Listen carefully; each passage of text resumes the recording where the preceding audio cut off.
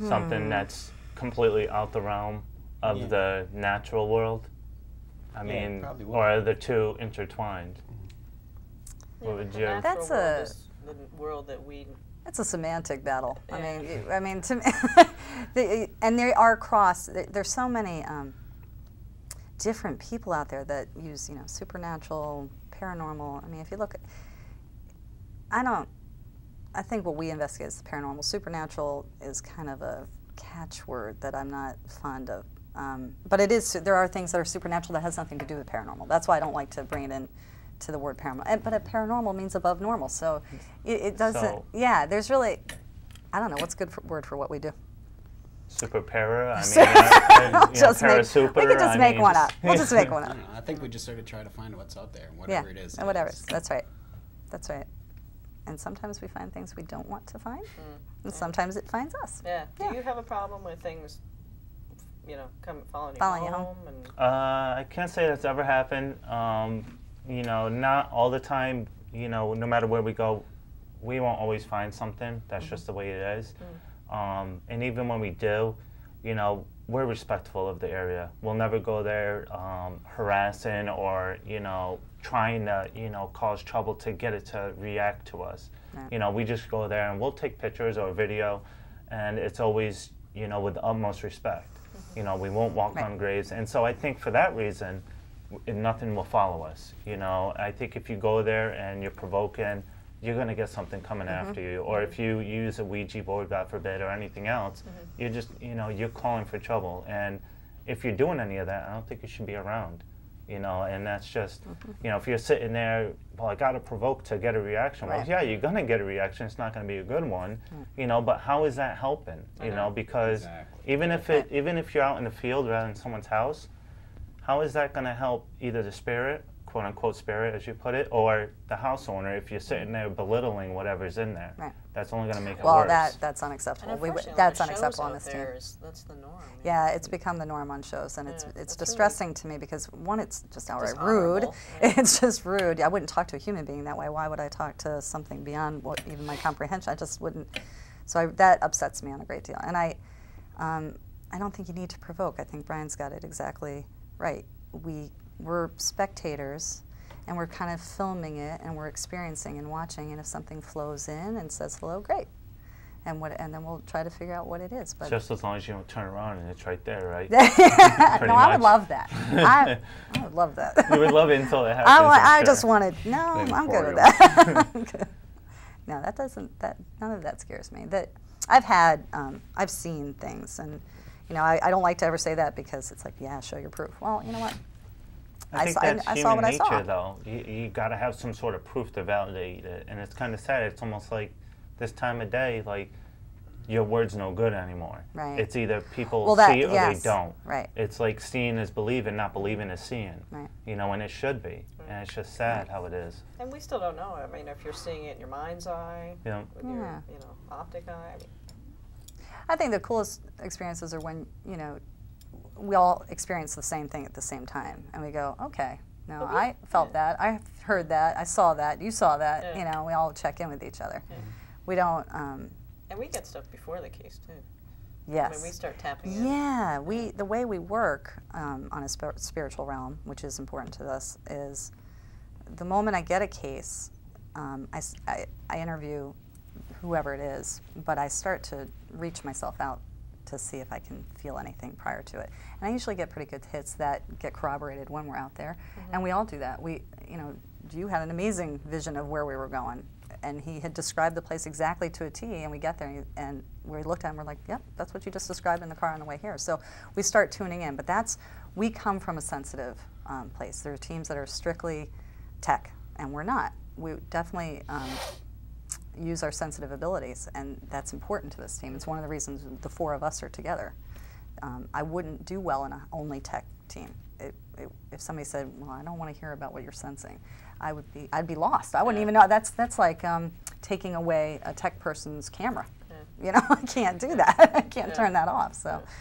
And what do you think about those TV shows? Getting back to that, a lot of haunted collector John Zaffis, good guy. I don't know if I believe everything he says, but, and then now you got Paranormal Challenge, and you got this, and you got that. They do fake a lot of stuff, and it's all about ratings, you know, and they don't care about anything else, you know, because it goes back to, you have to see it to believe it. Who's going to sit there for an hour, watch TV and say, well, nothing's happening, you know, they're just going to click it after 30 seconds, you know. What do you think about producers, you know, saying, you know, get results or you're gone? You know, well, that's just wrong, but I mean, that's pretty much what it is, though, but you know what? Then you have to take that with it at face value. You're looking at it as an entertainment thing. That's a marketing thing. Go and watch it, have fun, get scared, whatever. That's not real science. It's not the real, you know. I think there's only one group that's on TV that I really have any respect for, and that's Jason Hawes and Grant and the TAPS team. I think they've been doing this for a long, long time. I think they're amazing. I like those guys. I think they do it the right way. I think there's honor there. And I've seen some amazing evidence that I don't think is fake, because they freak out just as much. Yeah. They look at it and go, "Oh my God!" You know. Yeah, when you get that true human reaction, you can't fake that. Yeah, that's right. And I just see a genuine honor in them and what they're doing, and in the international team as well. All the other ones, I watch them because it's a field I love, but I just watch it for entertainment. To the field. Yeah. But unfortunately, it's bringing people out to where now you have 50 million groups out there, and everyone's, you know, wow, I can do this. If I buy a camera and I buy a digital voice recorder, I'm golden. Right. You know, and the problem is you don't know what you're walking into, and God forbid you go into a demonic case, you know, and you're gonna end up hurting yourself or someone else. Yeah, and that is a concern that we've always talked about, that there are people not trained, and this is why my counseling background helps. It's why our sensitive background helps.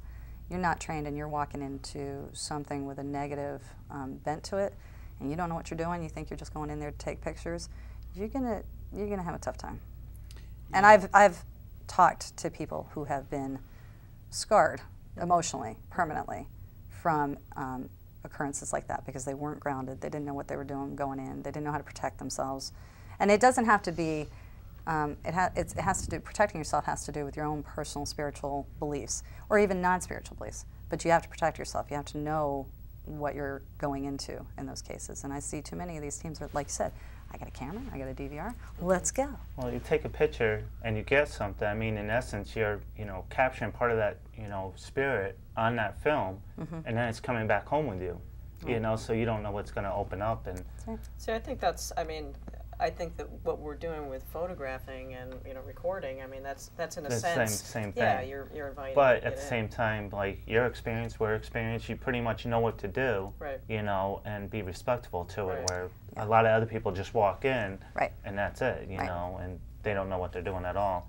And I mean, now you even have people who are, you know, going out there saying, all right, because there's so many people, let's start training these people. Let's start handing out certificates and saying, oh, you're trained, you know. What do you feel about that? Is it just money making, or do you think they actually have good intentions? Probably both, yeah. I mean, some people are out there to, you know, some people are certainly looking to get on a TV show. We never cared about that. It's very nice to have us here, thank you. But we're not looking to get our own show. The team we broke off from was very much on that. And was one of the breaking points of us trying to join forces. They were just so looking to get out there that way, and I just didn't care about that stuff, you know. I like just hanging out with you guys, talking to you about it. I'm good with that. Well, that's cool. And just so you know, we do have a TV producer coming with us on Saturday, but that was totally not my thing. Oh, sure. Yeah, no, he emailed us and says, you know, we started talking, he is coming out, and it's actually a spin we're putting on the occult, witches, and so forth. Oh, and it's putting them into a good light instead of saying, you know, wow, they're all about demons and, you know, black magic, and we're showing that, hey, they are real people, you know, so that's what it's going to be based around, not just paranormal. Yeah. So that's going to be a fun little venture, and hopefully it works, you know, and you guys are going to be there Saturday, so that's certainly you're a part of it. That's great. You know, so. I am Wiccan, I'm Wiccan a lot of other things, but I have that background. Is that Wiccan, like wicked Boston accent? Yeah, yeah, I'm wicked. I am wicked. Yes, I am. Don't you forget. We all have our own spiritual backgrounds, but I love anything that promotes that faith and path in a positive light. It is a positive path. It's not. It has gotten a very bad rap from many, many sources. So So anything you can do to help that is great. Well, that's good. Where do you guys just see yourself going, you know, a year, 5 years, even 10 years from now? Do you see yourself still doing this, or, you know, I mean, you all are what, 25, 26 years old? So, yeah, I'm 25. You know. Yeah, wow, that I'm 25, yeah. No, definitely. Been doing this since I was, I think I came out of the womb doing this in a lot of ways. I didn't know anything about equipment or anything, but I was hunting, and I hate using the word hunting, but I was. Baby picture, you coming out holding a digital voice recorder. Saw that, right? Yeah. That was on YouTube. I did see that one. So I think we'll be doing it just as, I think we can't not do it. It's in our blood. And what's cool about us, we love to travel together. We're going out to some castle that Jennifer's hooked us up with, and we're going to investigate there on our own. They're not asking us to. We're just going to set up and do what we do just because it's a cool spot. Would that be Belcourt Castle, or? No, but we've been in Belcourt. All right. Yeah, we've done the Belcourt thing. And so what do you think about places, you know, because you don't charge people, but then places charge you guys? That's always my big question for all the groups. You know, is what do you feel about, you know, even like our convention we're doing, they're charging us to do it there, which, all right, I can understand it's free publicity for them, but now we're paying for it. But what do you feel about that? You know, that they're making money off of us where we're not making it off of them. Well, you know, everybody's got to pay the bills. So, you know, if people are willing to do it, I always believe if two people are in a room and they agree to the terms, then so be it. If you're willing to go pay to go spend the night in some, you know, haunted hotel, then so be it. And I think it helps our validity too. You know, the fact that nobody charges. Yeah, I mean, really we don't charge, and you don't charge. No, you know, we we never don't do charge. that. But they will charge us to get into a place. Now, I mean, I don't like it because I don't have the money to afford to do it. Some of these places open. But that's right. So I figure, you know, if two people are in a room and they agree to the terms, just have at it. And there's also the possibility that, you know, you're going to catch something. Right. And if you do catch something, it's yours. You can sell it back to them. Yeah, that's right. I never thought of that before. So we actually did get some evidence. And by the time I went through, because it was when we were using negative film, by the time I was lazy, and by the time, you know, a year later I ended up getting it developed, and I found this. I'm like, oh, this is great. So I called up the place to find out if they wanted to take the evidence, and they were I don't want to use the word bankrupt, but they're closed. Because I don't know why they closed, but yeah, so it's like I missed out on that one. But then what about those places like Western Armory was just done in Western Rhode Island, plus a few other places, and they always put at the bottom of the article that they write in the paper, well, if they find something, that's great, because then we could just make more money off of this. You know, what do you think about places not making money just off of us, but off of the evidence of what we present to them? They're like, wow, it's haunted, now we can get all these people to come in. You know, what do you think about that? Making money off of paranormal, you know, off of someone actually being, quote unquote, stuck there.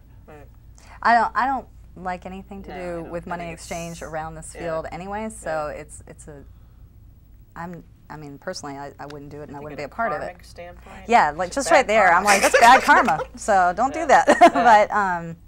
But we can't help it. What are we gonna do? We're in a society that runs on Ching. So. Do you feel it's ethical, or just? What do you guys think? Ethical, or? No, I hate it. I hate it with a passion. I actually read an article, the Western Armory, but there was just another place too. I don't remember the name offhand, and they said at the bottom, well, if there's something here that's great, we'll make money off of it. And it was actually the Norwich Hospital when TAPS was there. And the Preston mayor or city councilman had said that. And I just thought it was the worst thing ever, because now you're inviting, you know, Joe Schmo to come down and break into this place just to experice, you know, whatever's down here. And TAPS had to pay to get in. Well, Plus, well, they also did some shady deals down there too themselves. But you know, other than that, they are a good group of guys. They definitely are. Yeah, I don't know the behind the scenes, but I do like what they do just in the front. What I see in the front. I don't know anything about big behind. So, but I think one of the places that's just notorious for bastardizing that very thing is Gettysburg. Yeah. Now, I love Gettysburg. Gettysburg is just one of my favorite all-time places I've ever been. It's one of the places I've had the most intense experiences. And they just opened up a thing right next to the inn that I stayed at that was incredibly haunted, and it's like fake haunting. And I'm like, you don't need to do fake haunting stuff in Gettysburg. What are you? And they're going to make a fortune on it because it's like a haunted house that they go in and you have to pay to go into a set-up haunted house. So it's pretty much Halloween year-round. Yeah, and I'm going, well, we don't need to do that. All you got to do is walk out on the fields and you're good, you know? No, are you allowed to walk out in the fields anymore? Or? Oh, yeah. Oh, yeah. Oh, you got to go to. Have you been? No, I never been. Oh my God, you gotta go. I know. Just I knew gotta that was go. coming. It's really. Pretty much all of Gettysburg is a field. Yeah, Gettysburg is just a massive. Because I thought there were some of the fields site. that were close to the public due to just say historical significance. No, I've been all over that from day 1 battle to day 3, and it's and I go in there at night too. I mean, you can go walk around at night too. So I highly recommend that. That's a payoff. Yeah. Gettysburg never fails to deliver paranormal. Well, you figure what 8,000 people in one day passed away. You know, 20, 30,000. You know, were wounded. Overall. I mean, so that's like all that emotion. Yeah. Of course, something's going to be there, you know, and you could bring the most diehard skeptic, and they're still going to see something. Yeah, I've never brought anybody down or been down there with anybody that wasn't going, whoa, what was that? But Mark Nesbitt, his books on there are great, and he's a good guy. He's writing great books on that, so.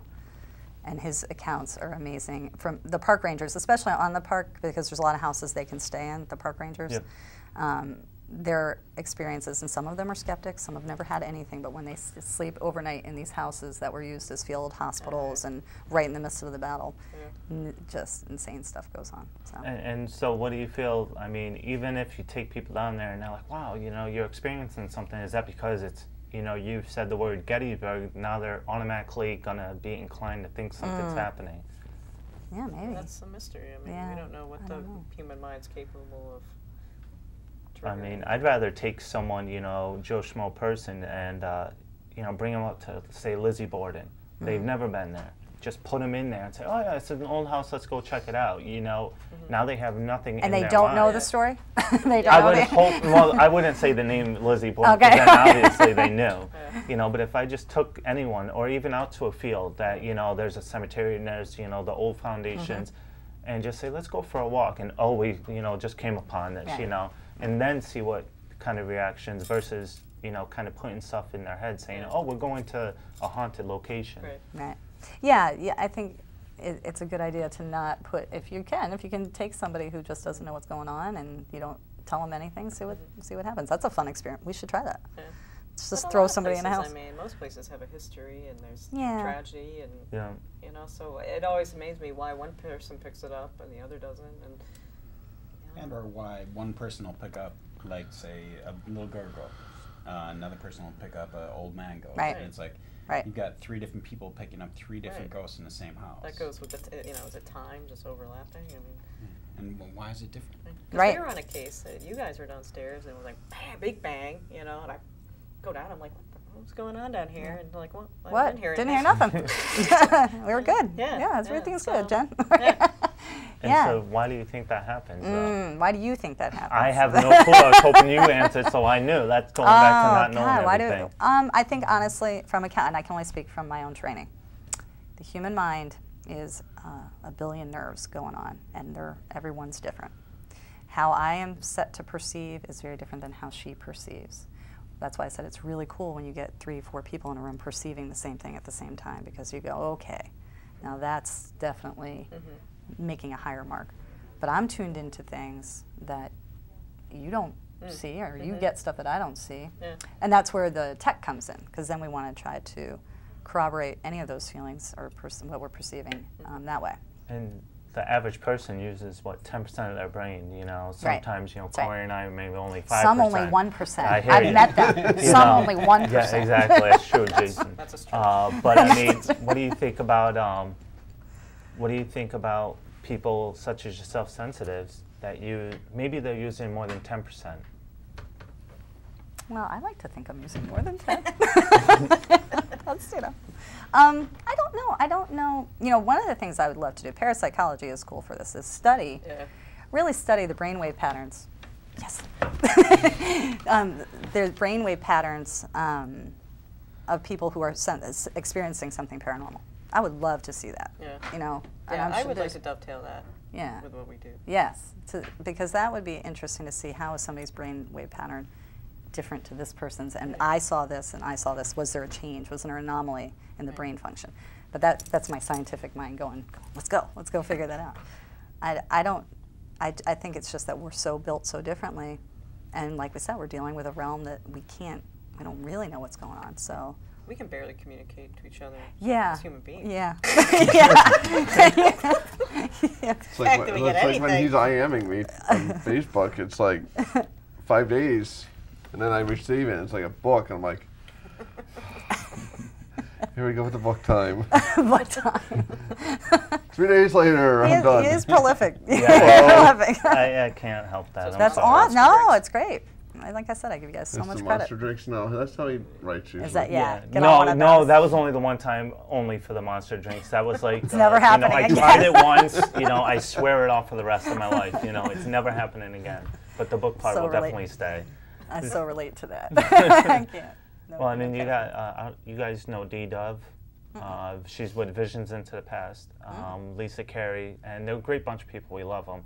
And Dee will sit there and, God, she's going to watch this to kill me, but she'll drink like 15, 20 cups of coffee in like an hour. And she's just spazzing around. She's an awesome person. She's a grandma, she's awesome, And that was like me with the monsters. So I swore it off, and I'm trying to get her to kick the pill, but it's not happening. No caffeine. No caffeine. No, it definitely is like, but being in that alpha state of mind does definitely help. Yeah.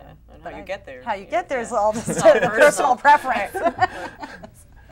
But we have a high respect for, when we do a case, Yeah, we certainly are not doing any mind-altering drugs while we're out there. Oh, absolutely not. It's good, because then, maybe you wouldn't see anything at all. That's right. Yeah, I don't know. Like, perceiving might go right out the window. So.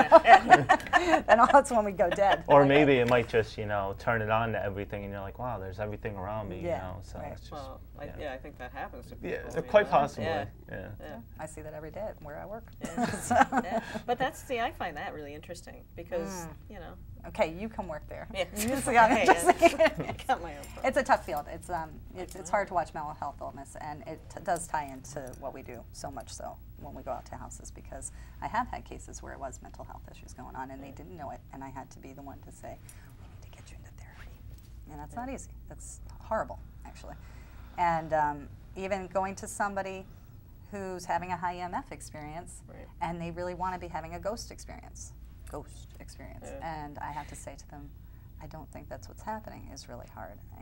Pretty much you have bad wiring, or something. There's internal friction. Yeah. And you have to be really delicate when you're approaching. Oh God, yeah. I mean, sometimes there's kids involved, and there's been cases where they're exposing to me very personal things about their mental health history in the family, because I need to know that. I need to know, is there a history of schizophrenia? Is there a history of mental, any kind of mental health disorder? Is there depression? We worked on a case that was a suicide, and that it was horrible. The mother was distraught. The child had killed himself a year before, but she was not okay. There was genuinely stuff going on in that house, though. So, and we were able to connect her and her son, and there was a lot of healing in that event. But it's not easy to watch people going through that. Oh, I don't think it would ever be easy, You were saying you do mostly historic buildings and outdoor locations, right? Yeah, we have done some houses. We definitely have, and we've made great friends with them. But they're not a dime a dozen. You don't get a lot of people coming out and say, hey, come into my house, because it is such a touchy thing. It's so intimate, and we do invite people to say, okay, come and, talk to us or whatever it is. But until those things develop, or until a larger, case develops, I'll drive right down the road, and I'll find Joe Schmo location out there, and we'll go and check it out, because you don't know what's in your own backyard. Right, yeah, absolutely. And that's just the way it is. It's true. You don't have to drive all the way to Gettysburg. No. No, you really don't. But I like to. Although now you got me thinking I'm going to. So yeah. if I take a week off from work. Let's go. Road trip. CGhosts likes road trips, so. Yeah, there's nothing wrong with that whatsoever. No, we have fun. We have fun, just like you guys. And the house ones are tough sometimes. Sometimes it's easy. But I think we have the most fun in those open, like you said, freestyling cases. Oh, I love it. She said it. I do. That's like the word of the day, Corey. I'm telling you. I'm going to adopt that. That was awesome. I don't know. I don't want to make that like an insult to the industry, but freestyle sounds there is that too. Like I said, all of us here had that interest as a child of just going into some place that seemed spooky and wanted to be in it. Yeah. You know. What do you think about when people? What do you think about when people they'll walk in and they'll be like, wow, you know, I kind of smell roses or something, and you know, actually they just moved their furniture and scraped up the hardwood floor and it came out. Right. You know, have you come across that a lot or no? Yeah. We've debunked things of that very nature where. And a lot of people sometimes don't want to hear it. You know, they don't want to know that it's not paranormal because there might be some, you know, attachment. Yeah, sentimental attachment to something. So, you know, again, it's like, you know, how do you go about touching on that subject? Yeah, you don't want to blatantly throw it in their face because, you know, I might not be experiencing it, so maybe, you know, who am I to say? Who's to say when we're not there that there isn't something? Right. That's right. And there's the big thing. I mean, we go into a house, for 2, 3, 4, 5 hours? Or longer. Or longer. It depends on, I mean, if you're getting a lot of activity, you stay around. But there's no guarantee that things are going to show up just on our time. You know? They're not there to entertain us. Yes, definitely. That's why you got to come back multiple times. You know. And we find when we're in our most relaxed state, you know, that's when stuff really begins to happen.